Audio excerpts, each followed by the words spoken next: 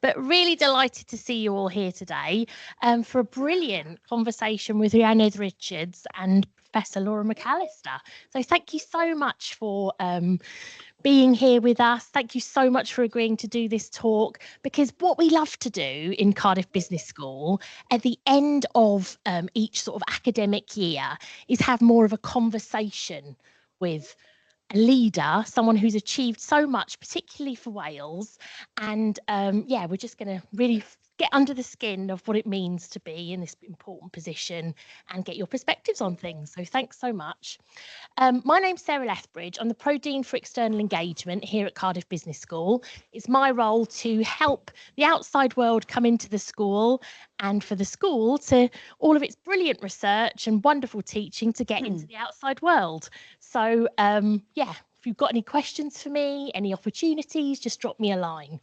In terms of upcoming events, we've got a collaborative event with Business in the Community, a World Earth Day happening here, 12th of June. So please click on our links that we send you and find out more about that one. Really pleased to work with some key women academics, with people who are very close to the school in terms of their ability to be angel investors. They're hosting a female financial wellbeing seminar. We've got a brilliant course with Dr. Simon Jiang on customer insight and analytics with Generation AI, all of that scary AI stuff. It's terrifying me every day. Every day I explore something and I just think, oh my God, what is humanity going to look like? But yeah, he's going to tell you how to use it positively for marketing purposes. So if you're interested in that course, find out more by clicking on the links. And then we've got some really interesting public value entrepreneur work with our Public Value Fellowship to visualise energy supply futures. Now, again, this is something I don't know much about, but please, again, investigate if energy, particularly Welsh within the Welsh context, is of interest to you. Really like to promote our MBA, brilliant Amber accredited MBA offer. So just bear with me while we try and sort out the beeps. Was it my fault, Wayne, all those beeps? We don't know where the beeps are coming from. It's all the people joining online. And yeah, I've just want to put a shout out to the MBA. It's a fabulous offering. It's Amber accredited. We're offering public value scholarships as well, significant public value scholarships.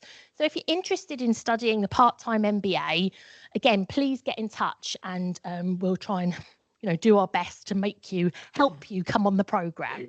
I'm going to leave it there because of the beeps and hand over to you, Laura. Thank you so much for doing this. Thank you. Can everybody hear me? Yeah, I'm mic'd up okay, aren't I? Thank you, diolch yn fawr iawn, Sarah, for that introduction. I'm a regular at these events, either speaking or hosting, but I do it because I think they're vitally important. They're a really great opportunity to bring people together, to listen to somebody external to the university and often external to all of our worlds, to hear their experiences in the work environment and obviously to talk to us a little bit about their leadership style. Absolutely delighted today to share this platform with Rhuanedd. Rhuanedd is a good friend of mine as well as a colleague. We've known each other a very long time, and I think it's fair to say we've been mentors to each other in a very informal way. Can't recommend enough to you all the importance of having good mentors. They're the lifeblood of any kind of progress in your career. And it's really important to find people who share the same values as you. That's absolutely critical. And often they're people that are not at the top of their profession. They're people who just have good principles and good ways of doing things. So this is a bit of a role reversal, because I can remember Rhuanedd interviewing me when she was a journalist at BBC Cymru. You'll be tougher then. Yeah, so I'm going to get my own back on her now, obviously. But no, seriously, I think this will be a really interesting half hour, because there's a lot that Rhuanedd can tell us about her career and her life that will be useful, I hope, to this environment. So, Rhuanedd, tell us a little bit, first of all, about your background, your hinterland, where you come from and how it's made you the person you are. Yeah, I guess it shaped everything. So I'm a Cynon Valley girl, brought up in Mountain Ash and in Cwmaman.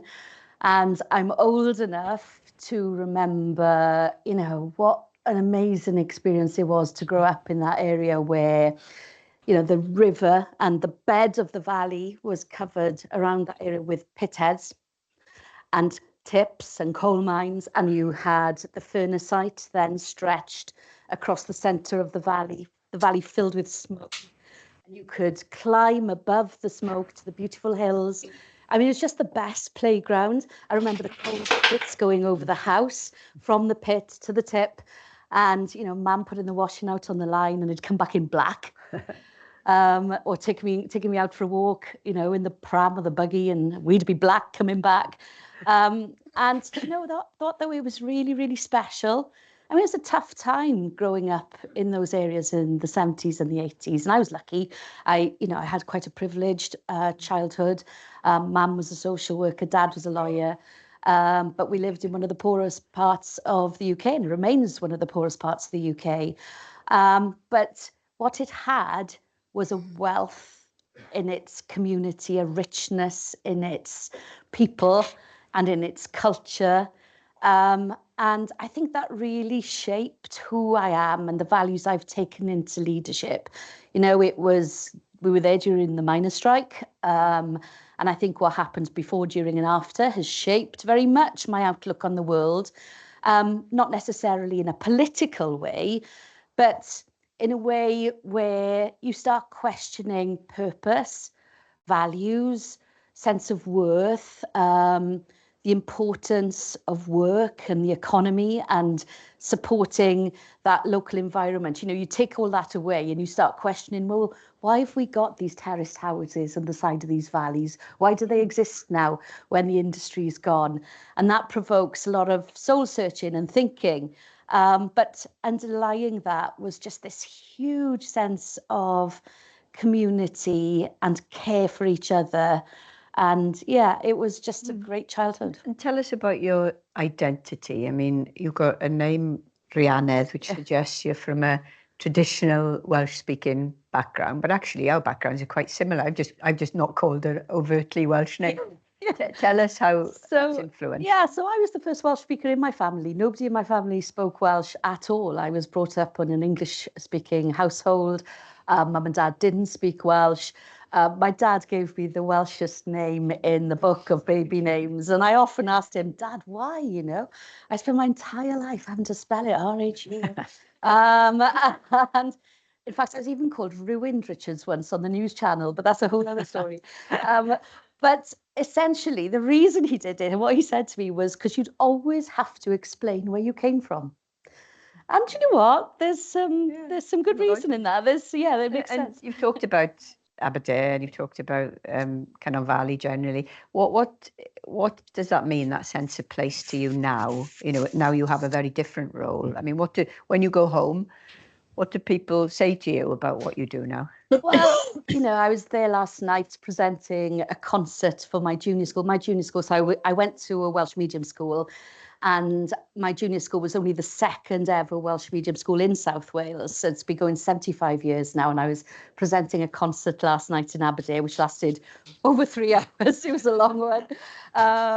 And yeah, there's just a huge sense of pride. You know, we back each other in that community. And I think that has always been really important. And a huge sense of hope, I think, for the future. One thing I hope people would say about me and my leadership style is that it's driven by positivity and optimism. Sometimes I'm a hopeless optimist. You know, I still thought we'd score that goal last Monday against Belgium and that we'd win the game. But, you know, nobody was ever inspired by misery, were they? So I feel a sense of responsibility as a leader that I bring positivity and hope, a vision for what is possible, what can be achieved.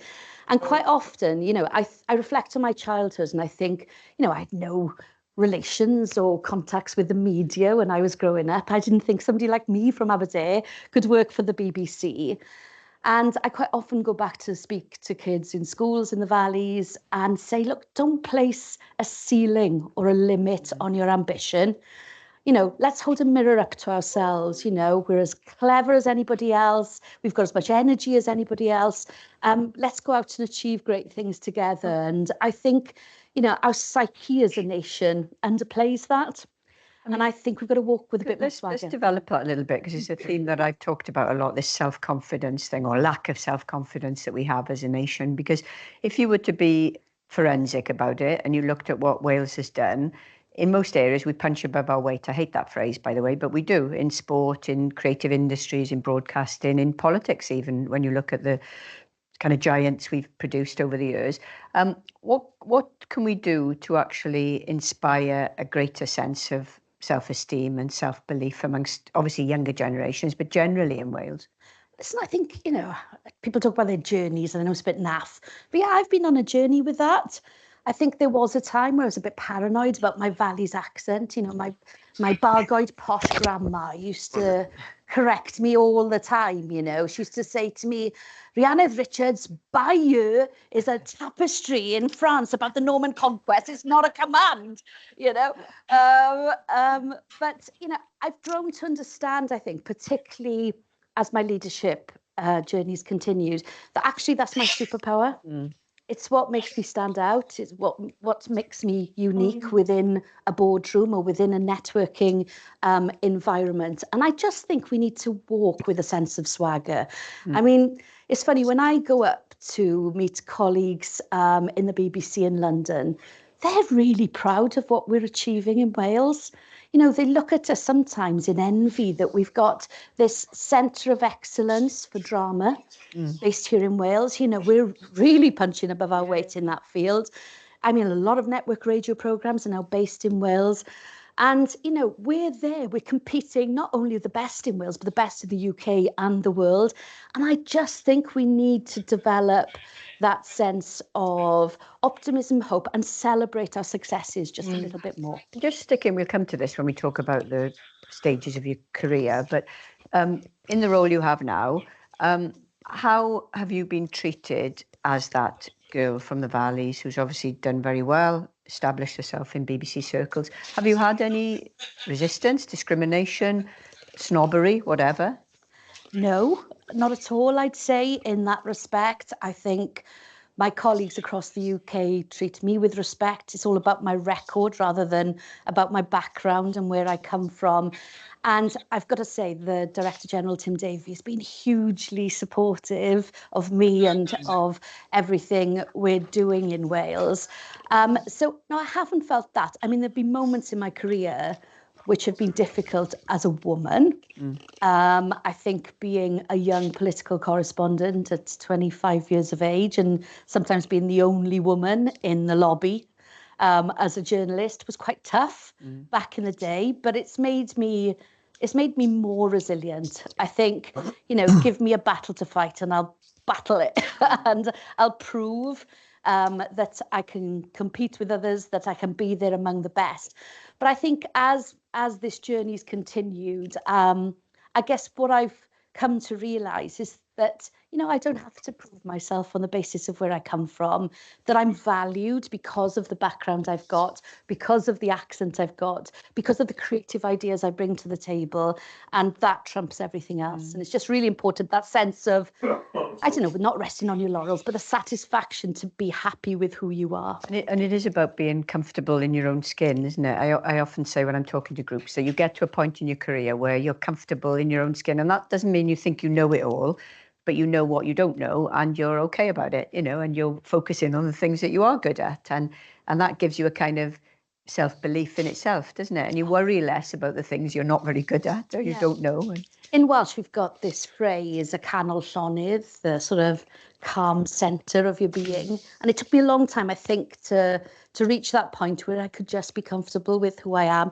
In fact, sometimes I will still come out with the valleyisms. I remember in a meeting in London recently, I accused somebody of cooking my swede. I think I've used minging a couple of times, and sometimes I've got to rein it in.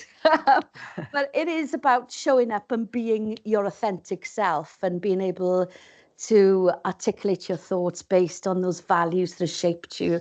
And I think, when you've got that alignment between your sense of purpose and what you bring to a role and your values, you're in a great place. And I feel that I'm in that place now. We're going to move on to your career stages in a moment, but just to kind of concentrate on this for a moment. Do you buy the idea that I've trooped on about this a lot recently, that actually you can be underestimated in a positive way if you're from Wales and if you're a woman, and if you've got the two, great, because we've both worked in British and international organisations, and they're often organisations where the England part of Britain is prominent, but when a Welsh person, and ideally a Welsh woman, comes into the fray, often that person is underestimated. And what does that do? Does it create space for you, or is it more challenging? Because they don't see me coming, yeah? You know, you've got this 5'2" smiley woman, and I hope I've got a bit of steel in me, to do what I'm doing and to be able to fight a good fight for the BBC and for Wales for the sake of our audiences. So it can be quite disarming. Yes, some people perhaps underestimate you and what you can achieve, but like I say, kind of use it as a secret weapon, and I think that's fine. Okay, great. Let's talk. We'll come back to leadership styles, but let's talk about your kind of career journey. I mean, you've mentioned you did a politics degree, journalism, masters, and then went to work in the BBC as a political journalist. I mean, just tell us how that created the foundation for what you've done subsequently. Oh, it was fantastic. I did my undergraduate degree in Aberystwyth University, and there I became student president. Then I started volunteering on the local community radio station and presented a programme which had, I think, the best ever title, The Frosted Pink Lipstick Show. Start of a brilliant career.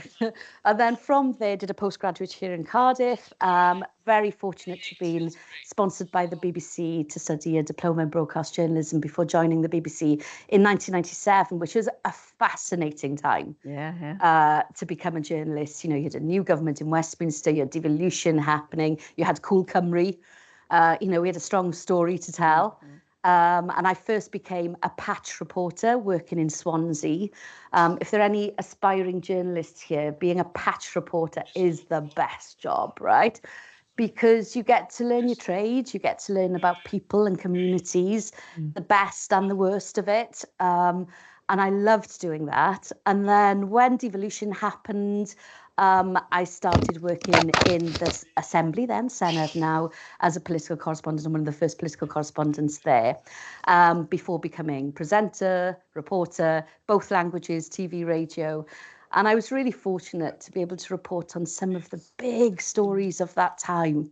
9/11, for example, was one of the first times I'd ever presented a drive time programme on radio. And I mean, to be hit by the enormity of that story and to be on air at that time was, you know, it never leaves you and you'll never forget it. And then shortly afterwards, the BBC sent me straight to New York to report for a while on the aftermath of 9/11. And those things shape you. They shape your career, they shape your outlook, and the world changed after that. You know, nothing stayed the same. You know, I covered the Hutton inquiry. I covered FA Cup finals here in Wales. You know, I did it all. And I just feel really fortunate to have been entrusted by the BBC to tell those big stories. And I learned so much from that process. And then after that period, you went into the more political space with Plaid Cymru as chief exec, but then working with the Senedd presiding officer. Tell us about that period as well and what that taught you. Well, I was really happy in the BBC, minding my own business, and I got a call when the two parties, Plaid and Labour, went into coalition. Would I become a special advisor and do a lot of the coordination work on communications and policy within that cabinet office?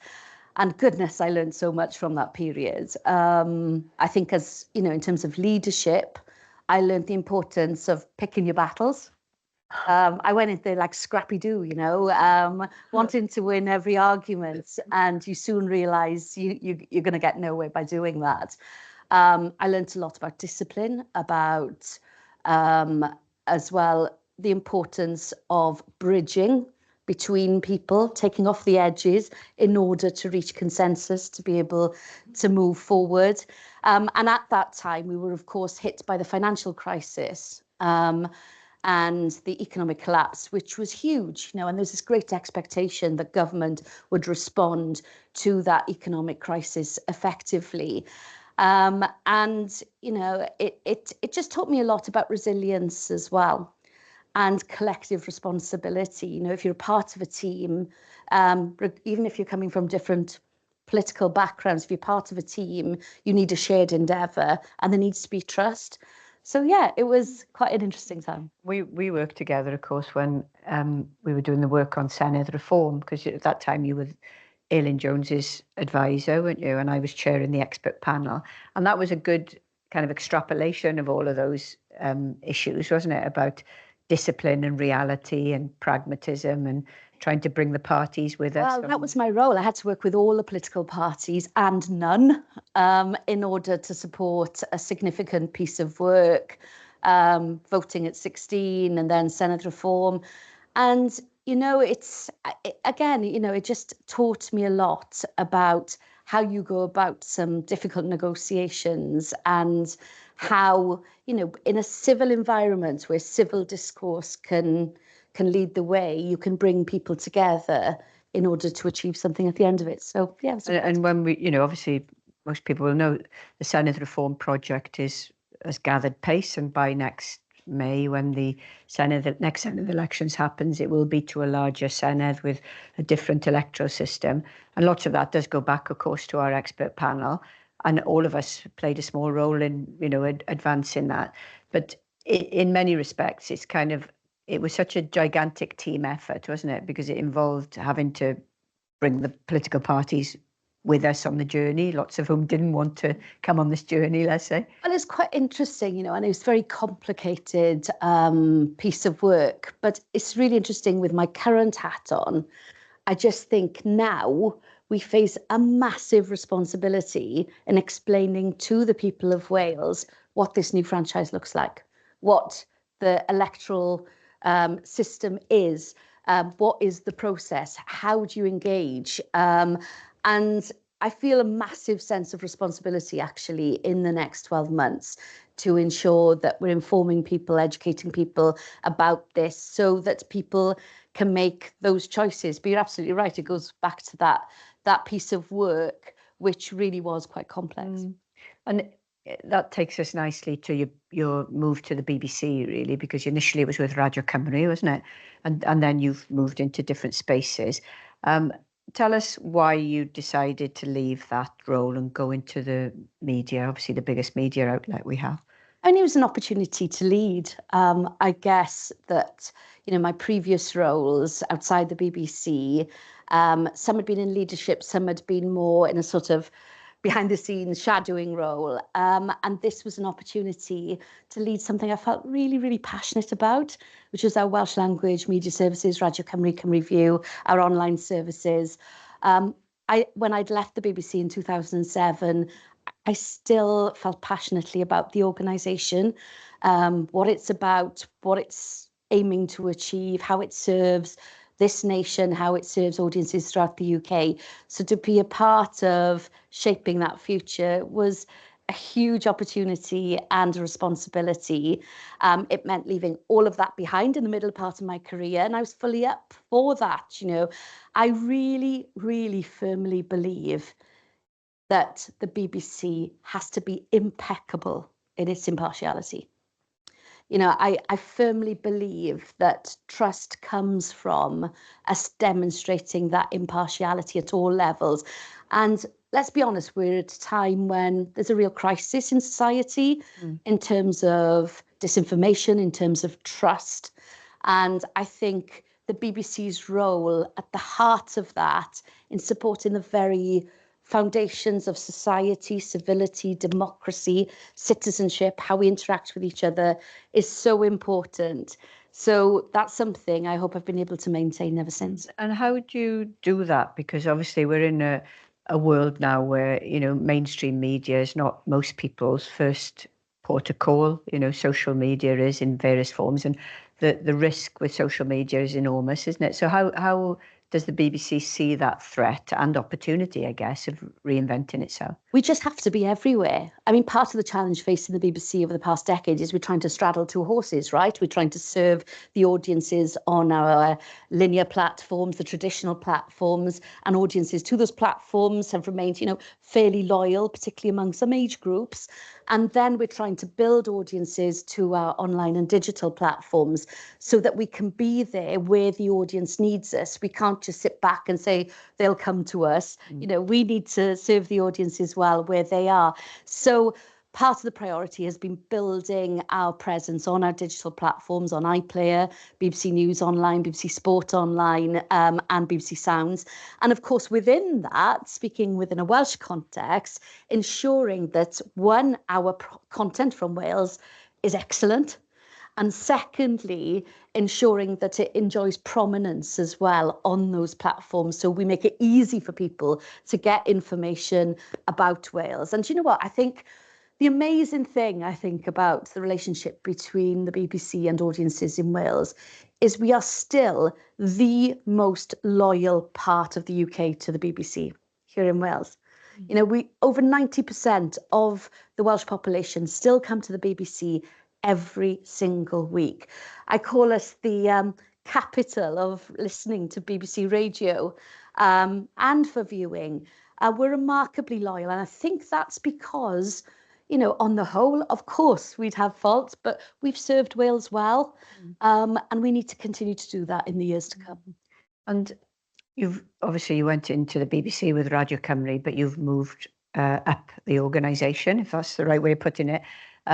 Tell us what you do now and what comes next, so that we've got a picture of, where your career is at this moment in time. So for the past 4.5 years, I've been director of BBC Wales, which has been a massive, massive privilege. I think I've got one of the best jobs in Wales. It feels a huge privilege to do what I do. And within that, it's about thinking about how we, the BBC, serve audiences in Wales. And I've been really proud to see us grow in terms of our impact over recent years. Just think of some of our big commissioning decisions. If I say titles like Lost Boys and Fairies, like Steeltown Murders, like Death Valley, like Mammoth, they're all been big iPlayer hits, which have reached audiences across the UK and demonstrated the excellence that we have here in Wales. And that's something I've been really proud of. We have our 3 radio stations in Wales, including an extended now Radio Cymru Dau, which is a music-based station in the Welsh language. But also, on my first day on the job, I wrote to all the BBC network radio controllers, and I didn't realise it wasn't a thing to write a letter. But I did. I wrote a letter, scanned it, signed it, and all the rest of it to all the radio controllers and said, come and see our new facility in Cardiff. It's amazing. We've got the most technologically advanced broadcast centre in the world. Come and see what we've got to offer. And they did. And they came down, and we went from having one network radio show to the position we're in today, where we've got 18 shows on Radio 4, Radio 3 in the World Service. We have a weekday show on Radio 2, a weekday show on 6 Music, and we're doing lots and lots of content for BBC Sounds. I'm so proud of that because I knew we could do it. I knew we had the skills, we had the ideas to be able to achieve that. So that's been great. And of course, sport. And I know we're going to come back to that. And there's lots to talk about the achievements in sport as well. So this is the role I've been doing up until now. On Friday the 13th, what could possibly go wrong? I changed roles and I become Director of Nations, joining the Executive Committee of the BBC. And in that role, I'll be representing all the nations and the regions of England as well at the top table and, representing audiences. That's my role, representing those audiences as well at the heart of the BBC. And I'm looking forward to that. Obviously, wishing you all the best with that role. It's a big role, isn't it? And it's got great import. How is a big part of that ensuring that the BBC isn't too England-centric? Because I think about British organisations or UK organisations I've worked with, and often they don't mean to be. It isn't a deliberate effort to be English-centric, but they are, because England's by far and away the biggest part of the UK, and it has most of the power and influence in most fields. So is a big part of it ensuring that when they talk, for example, about the Women's Euro, that Wales has exactly the same status as England, or is that what you have to do? It's partly that. And do you know what? What's been fantastic for me is to see the step change in the BBC on that front. So when Tim Davie became Director General, one of his main strategic interventions was to decide he'd shift spend on production out of London and across the UK. And I think the devolved nations account for 70% of the population, but we're now getting 22% of the spend. So we've seen that shift really make a difference to how parts of the UK are portrayed on screen. And but there's more to do. There's more to do. And the Director General recently gave a speech in Salford where he talked about that being a process that we can ensure that we're more representative of the whole of the UK. And I honestly believe he's really personally committed to that. And then in being a part of his team, I hope to be able to help him deliver that. So it's about ensuring that we get proper portrayal and representation. Also, though, that we get a good slice of the cake in terms of the economic investment that comes with the BBC in terms of our commissioning spend and so forth. So I'll keep banging the drum for the devolved nations and for local regions in England. And hopefully it'll be a story that will continue into the next charter process. And just coming back to you as a female leader, I don't know the profile of the BBC everywhere, but it is probably similar to most organisations where it's only latterly there've been any kind of proper gender representation at the very top tables. What's your take on that? Is there more work to do for the BBC, or do you feel that you're going to be able to advance this in the new role? Yeah. One of the things that's been a big, huge change during the last 4.5 years in Wales is that we now have more women leaders in BBC Wales than men. And I think we've really addressed that balance. That doesn't mean to say we can rest on our laurels, right? If I'm being honest with you, I think we have greater diversity challenges in other aspects of what we do. We're still too posh, which I find incredible, really. How did BBC Wales end up being, too middle class? So, I think we need to find more routes for people from working class backgrounds to make their way through the BBC and be able to enjoy fulfilled careers with us. We've seen massive progress over recent years, but we've still got work to do on that. And that's why I absolutely love our apprenticeship scheme. We've taken on so many apprentices over recent years who tried to address that. And you know what? They're a joy. If ever I'm having a bad day, we just go and speak to the apprentices because they bring such energy, such insight. They ground you incredibly. And they also provide an insight to the audience that you don't get elsewhere. So we've got to keep trying to make that difference. I feel it's really important that our workforce reflects and represents the audiences we serve. And we're working really hard to make that happen. And things have improved, but as I say, there's more work to do. One other question, then we'll finish with some, your ideas of what's coming next. But what about the Welsh language and the balance? Because you talked about the profile of staff that you recruit and that appear. One of the charges levelled, of course, at the BBC is there's too much Welsh, or there's too many Welsh-speaking people involved. I don't particularly buy that myself, but how would you strike the balance between a portrayal of the BBC that is of the Wales that we have now, but also is trying to create a Wales where, for our children who've been through Welsh medium education, will be different in a generation? Is it still an issue in any sense, the two languages of Wales? I guess it's hard for me to judge where I'm sat because I don't particularly see it as an issue anymore. Our staff, I think we've got between 25 and 30% of our staff are Welsh speaking. But one of the things we've tried to instill is that you don't have to be fluent in Welsh, in order to work on our Welsh language services. We've encouraged people who are less fluent, people who are learners, to come and work with us in the Welsh language and try and develop their skills in role. In doing that, we've managed to attract people from different backgrounds as well to work for us. I think gone are the days where, we would correct people's Welsh or English, in fact. You know, we want people to speak as they would every day. So I think we're in a healthy position. I think there's a lot of respect towards the fact that we are a bilingual organisation. I sense a sense of pride as well within BBC Wales among non-Welsh speakers about what we do to support the language. And let's be honest here, right? If we didn't have a licence fee, if we didn't have a BBC, there would be no Welsh language radio station in Wales. There would be no Welsh language online services in Wales. There would be no full-time symphony orchestra in Wales. So these are all things we cannot take for granted. You know, they're things that have been valued since the late 70s. I mean, Radio Cymru amazes me in how well it continues to perform week in, week out, still the most popular radio station among Welsh speakers, despite the power of Radio 2, Radio 1 in Wales. So they're all important interventions and deliberate interventions on the part of the BBC in order to support Welsh public life. And long may that continue. Yep. So we're getting to the end of our time, I think, but you know, we've got to talk about sport because it's something you and I care about passionately. We've talked a lot about. We've got a very, very big event on the horizon in 3.5 weeks' time. Tell us about the BBC's involvement with the Summer of Sport, as you're calling it. Oh, I'm so excited about it. So I booked some leave so I can go to Switzerland as a fan instead of with work.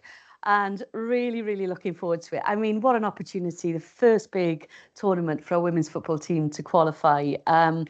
And, you know, there's a lot at stake and so much to look forward to. And this has been really important to me since becoming director of BBC Wales. You'll know, Laura, that just over 4 years ago, I got a visit from Lowri Roberts of the Football Association of Wales asking me what my commitment would be to broadcasting women's football over the next 4 years. And it'd been a bit piecemeal before then. We'd sometimes broadcast some games, sometimes not broadcast others.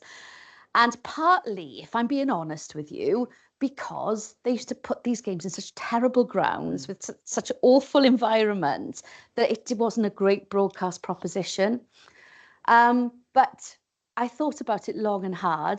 I went home and talked to my daughter about it. She played football at the time for a team in the Rhondda, Porth girls. And she just looked me in the eye and said, "Ma'am, how can you broadcast the men's if you don't broadcast the girls?" And that's something I couldn't sleep at night with. It was a decision that, you know, made perfect sense, but it had to be a real partnership. So I said to Lowri, right, if you put these matches in decent stadiums, that you make, that you go the extra mile to bring in new crowds, that, you know, collectively we take this seriously, that we're not messing about anymore, then let's give it a go. Let's broadcast all the qualifying games for the World Cup. And that's what we did. And over that tournament and over that period, we increased audiences for those football matches in Wales from 50,000 to 400,000. We saw a doubling of investment in women's football. We saw a doubling of the fans and in participation. And that was the outcome of that investment. And we've done the same for rugby. We've given that stage for our women's rugby team. And do you know what? I couldn't be more proud that we've done that. We've given the game that visibility, that respect, and that we've got the outcome that we've had now where we've qualified for a major tournament. And it makes me really proud that we've achieved that. And you've got the rights for the games in Switzerland as well? Some of them. So we're working in partnership with our friends in ITV to broadcast those games, but we're all in, right? So I've been working really closely with the head of BBC Sport, Alex Kajelski, on our proposition around the Euros, and it will be everywhere: radio, television, online. Got some fantastic series coming up. Jess Fishlock series, done a bit of a revamp to that for Radio Wales. We've got a documentary series, Together Stronger, looking at the history of women's football in Wales, which will be across the network. We're recording songs and anthems for the tournament. So we're planning on having a lot of fun and hopefully increase the visibility of the game. And at the heart of the campaign for the BBC is the strapline Names Will Be Made. So the idea behind it is that we're elevating the role of these women athletes, these women footballers, rugby players, so forth, so that they become household names, which I think has a wider societal importance. And hopefully we'll win a few games as well. Oh, we will. You can rest assured on that. Okay, well, I think let's pause for a moment because I know the audience will want to ask some questions as well.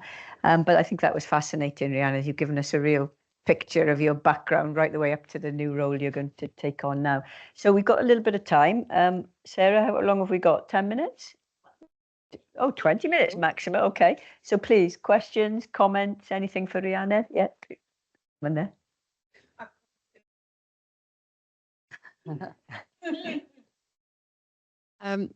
Thank you so much. I'm new to Wales. As you can probably hear, I don't have a Welsh accent. Sorry about that. Question. I'm from the Fens. You're from the Valleys. Do you feel that our close-knit communities, because I'm also creative, so I write books for a living. You mentioned that growing up in those small communities, you would climb those hills to get above the smoke, to get to the top. And for me, it'd be like I'd have to go a long way to find something that wasn't sky and what have you. Do you think that because we had that expansiveness, that fueled our creativity because we had the blank canvases of nature, but also you going to those great heights actually taught you about grit? And that's something that actually fuels female leaders, the adversity that we go over and the community, that supportive community. They might not be in business, but when we've got that backing of a very small community, and on the back end of the community, you mentioned the terrace houses, that we're living in apartments where there is no community, yet we're closer together than we've ever been probably in proximity and actually have less connectedness. Do you feel that those are related to your career success? Gosh, there's a lot to unpack. It is, but it's you're right, though.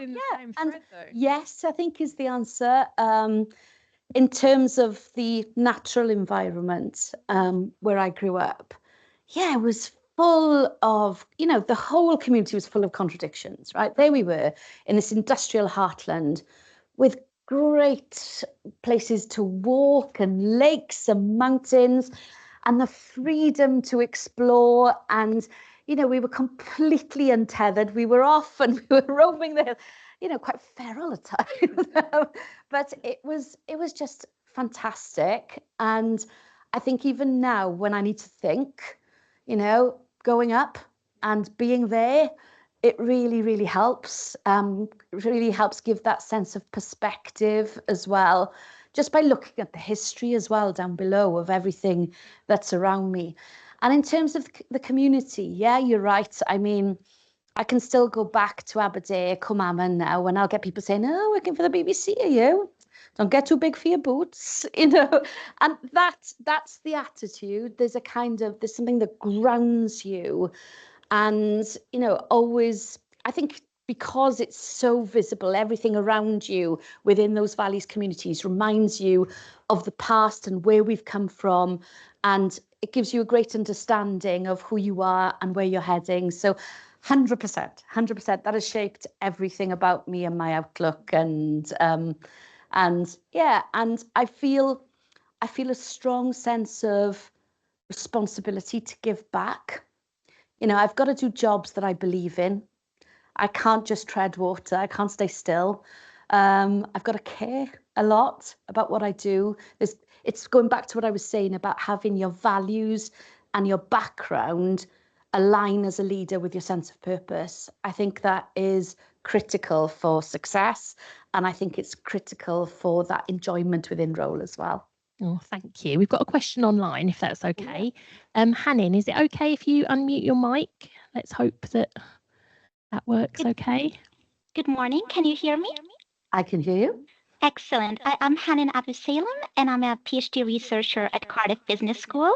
Thank you so much for showing up authentically and sharing part of your story. Regarding my question, you mentioned that your father told you that your name will always give you the opportunity to tell people where you come from. So how have you used or planning to use your role at the BBC Wales to promote Wales and tell stories about Wales to audiences who aren't Welsh speakers in Wales and beyond. Thank you so much. Oh, thank you for the question. I think stopping me from telling the story of Wales is the problem, particularly now I'm responsible for other nations. I need to learn their stories as well. So yeah, it runs right through me. I've always said, cut me in half. It probably says Wales somewhere in the middle. But and I just think if it's such an important part of you and who you are and how it shaped you, it becomes just a natural part of your narrative. Yeah, you look at everything through that prism. But I think I can do so objectively now. We talked about, some of the things that frustrate me about Wales as well. And I think as you become more comfortable in your identity, you can look at it a little bit more critically at times. But, I will always tell the story of Wales. I will tell the story of what we have to offer, our challenges and opportunities and who we are. And, that is something that's great about working for the BBC. There are lots of people from different backgrounds with different stories to tell. And I think that enriches everything then we have to offer to audiences. Thank you. In the room? Robert there and then. So much. I've loved the conversation this morning. It's been fantastic. Thank you so much. I'm just going back to the answer to one of your questions. Don't get too big for your boots response. Do you think that's endemic within the Welsh psyche? Do you think it holds us back as a nation? And comparing now in your new role to other nations of the UK and other regions, I don't get the sensation that that's type of attitude is shared. Should we be more bold, and how can we be more bold? Oh, 100%. So I think I've learned that I need to be proud of what we're achieving, because do you know what? When I'm around that board table with other BBC executives, they really respect Wales. They really respect what we're achieving here. So we need to be proud. We need to share our story of success a lot more. But you're right. It's part of our national psyche and it frustrates me. I remember at the time when I was working in government, actually a civil servant, a senior civil servant saying to me about a major infrastructure project that is too big for Wales. I mean, anybody tells me that's like red rag to a bull, right? We can get this done. So yeah, it's about lifting those limits to our ambition, as I say, and I think that starts in schools. I think we've got to teach our kids that where they come from, what they do, what they've got to contribute is really precious and really important, that they can aim high and that we can support them as well to achieve their very best, regardless of their background. And it's overcoming that lack of self-confidence and realizing, I'm sure you see it, Laura, with UEFA, you're there at the top table as probably one of the most important people in football in the UK. I mean, how often do we talk about that, right? It's a great position to be in, and we deserve to be there. We've got a right to be there as much as anybody else. So I think working with some of the other nations, that there's less of that. So yeah, I think we need to grow in our self-confidence, definitely. One of the other things on that is, and I find this in UEFA, is that we misconstrue how Wales is seen in the world outside the UK as well, because we're actually seen very differently in Europe. Excuse me, especially in football, we're seen as a very progressive nation, right bang in the middle. So the little countries look up to us because we've done a lot of very positive things. The very big nations also respect us because they can see that we're moving into their space. So we're not seen as a small nation. And I get a lot when people talk, what's it like being from a small nation? And we're not a small nation. Genuinely, we're not even perceived as a small nation. We're seen as a medium progressive nation in that space.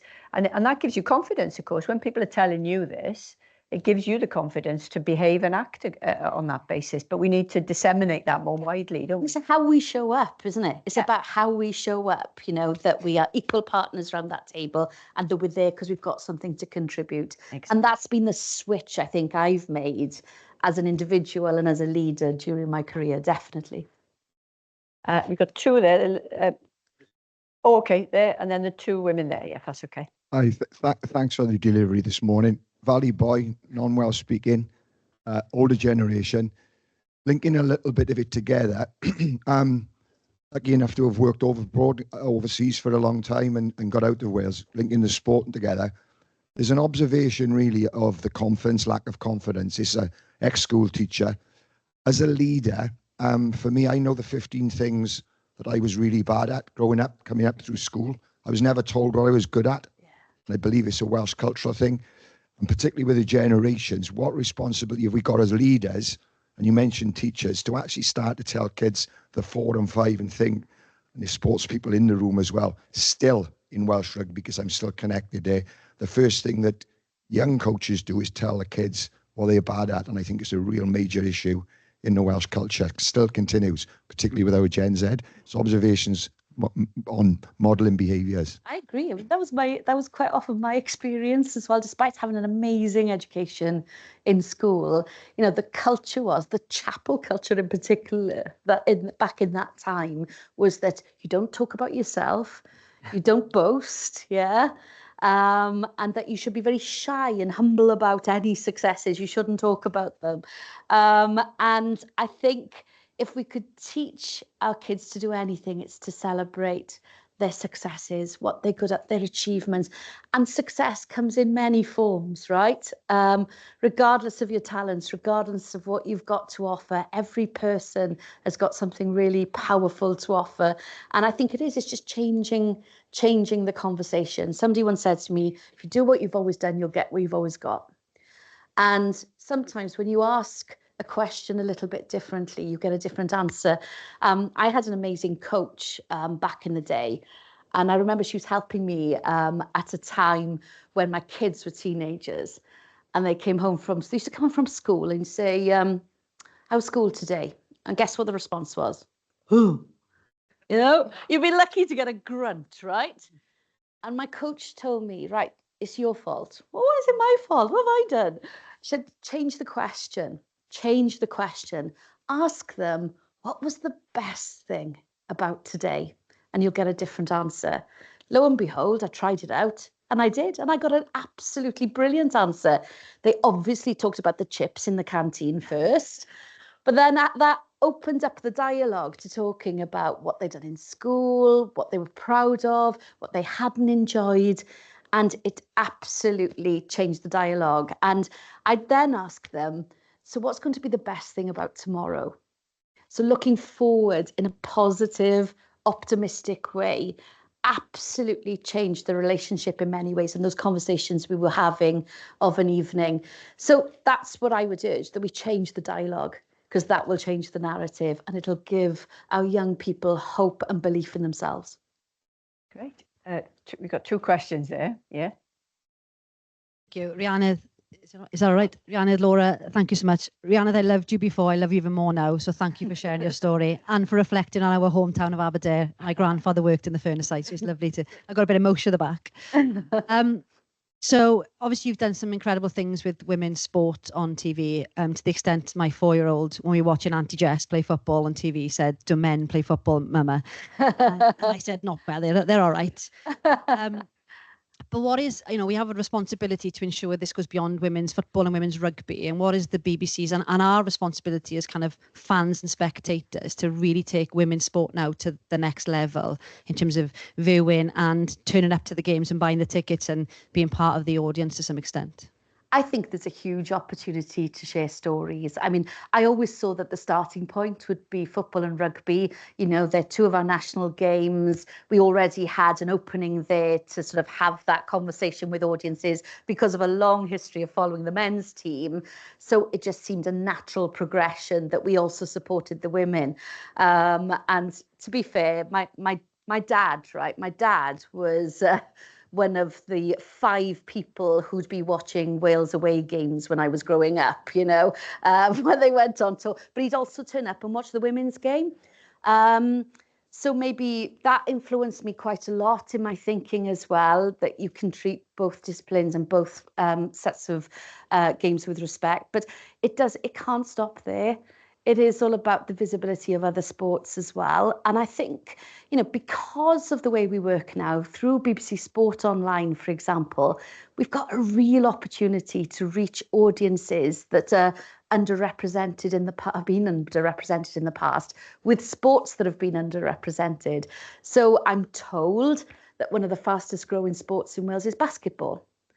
I mean, to me, that seems a massive opportunity to reach communities that perhaps wouldn't otherwise engage with us, and age groups that wouldn't engage with us. So we need to be telling those stories on our BBC Sports pages as well. We've talked about hockey in the past, netball, gymnastics. I mean, gymnastics clubs, they're oversubscribed across the length and breadth of Wales. You know, we've got waiting lists for girls in particular who want to join gymnastics clubs. How do we reflect them? How do we reflect their stories, their interests? You know, all the way to dancing and the popularity of dancing. It doesn't always have to be about competitive sports either. I think that's really, really important. And some of the research we've done shows that women can quite often be put off by the competitive nature of our sports reporting, that sometimes we should do more to engage in conversations around fitness and well-being as well in what we're doing. So I'm really conscious of that. So I feel we've just begun, and I think there's a lot more to do, and hopefully we'll get to tell those stories. You, Laura, is it okay if we go to an online question? Yeah, and then we'll come back to the... Yes, thank you. Sian, are you there to unmute your mic and ask your question, please? Yes, bore da. Llongyfarchiadau, Rhiannydd, on your new post, and pob luck for the future. After listening to you today, I've no doubt they're going to smash it. But is the next step after this the DG, especially considering that there's never been a female DG at the BBC? Good question. Oh my word. Oh my God, I'm stumped. No, I'm sure they're perfectly capable people who can be the DG. I think, gosh, that's going to be one of the toughest jobs, I think, in the UK, being the Director General of the BBC. You know, Tim's been through, you know, a tough time on lots of different issues recently. And I'm just really glad we've got him at the helm. I know that sounds, you know, it's easy to say he's our boss and all the rest of it. But it's required some careful navigating over recent years and a determination to transform our organisation from being what it's always been to being something completely different within a global competitive marketplace, to ensure that we remain relevant to audiences, you know, across the UK. And, you know, I really admire the work he's done in that. I don't think I could do it. And that's not me having self-doubt, by the way, and being negative about the past. I mean, it requires someone special with incredible resilience and incredible energy. So I'm going to completely duck that. Never say never, because you know that one of the things that strikes me is it's always important for women's names to be mentioned for these roles. We say it all the time in sport. You know, every time you mention a senior role, a woman should be mentioned, because otherwise you're leaving the space entirely for men to be presented as up and coming, and then they will get it, of course, because it's a self-fulfilling prophecy then if there are no women in the mix. And I'm lucky, I'm going to be working with some incredible female colleagues on the executive committee of the BBC. Deborah Tenness, we've got a woman leading our news teams, Cerys Bright, Lee Tavaziva. I mean, I'm surrounded by pretty amazing women, right? And you mentioned earlier about sort of us informally mentoring each other. You know, I've got a network of women, I think, that who have been absolutely critical for me in supporting me, challenging me over many years within the BBC and beyond. And I'm really lucky to be stepping into an executive committee with some pretty impressive women there as well. So it should be fun. Good. So we're not writing it off, basically, is the answer. Okay, so you've been waiting for a while, please.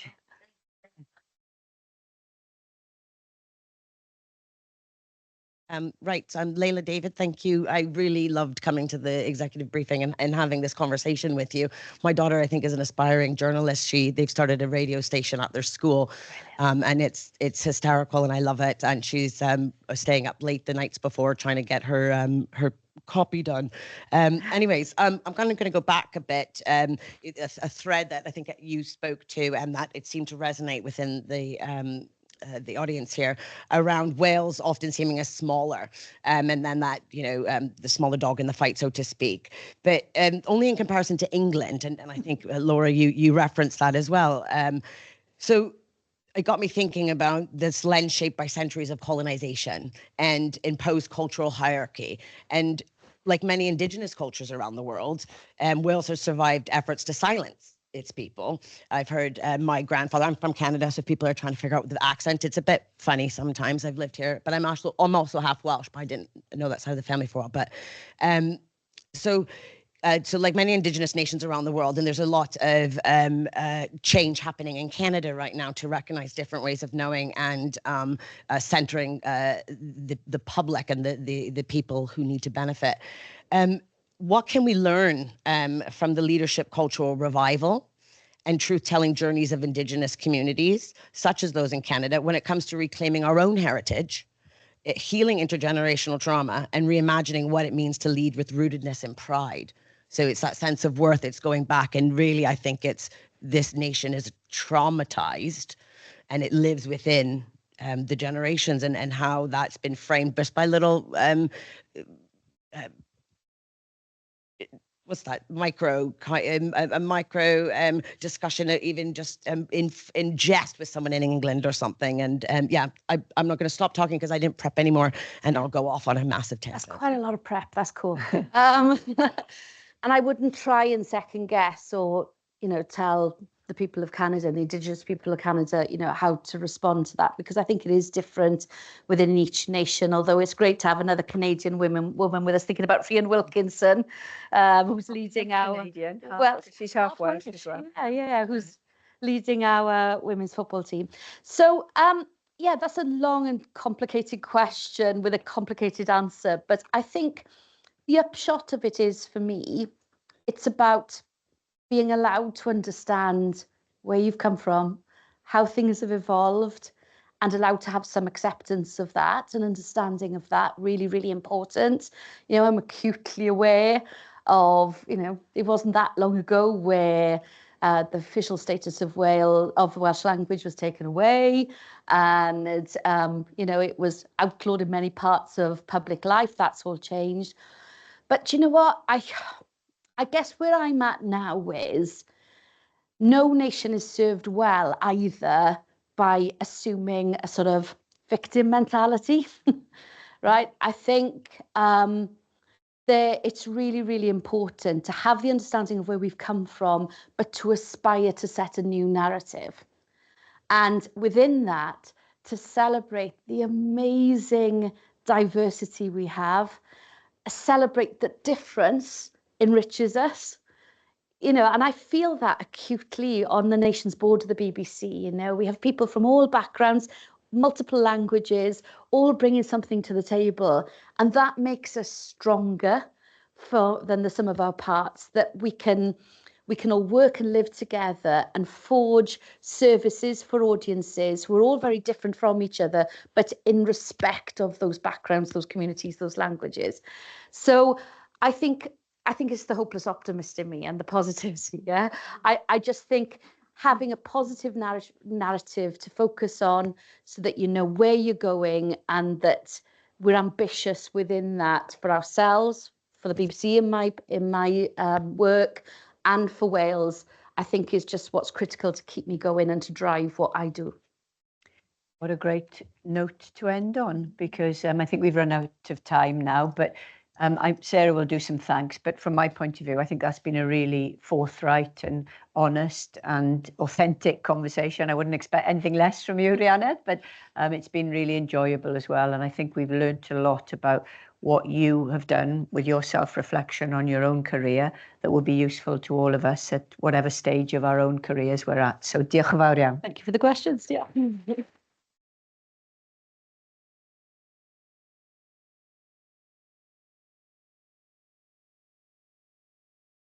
I'm so joyful. I've just loved listening to you both. You're both so inspirational, and I just really want to be like you one day. So thank you. Thank you so much for coming. And thank you, Alison. See you later. So yeah, thanks so much for coming, and hope to see you again at more of our events and activities. Thank you both so much. Thank you. Thanks, love. Great. That was great. That was great.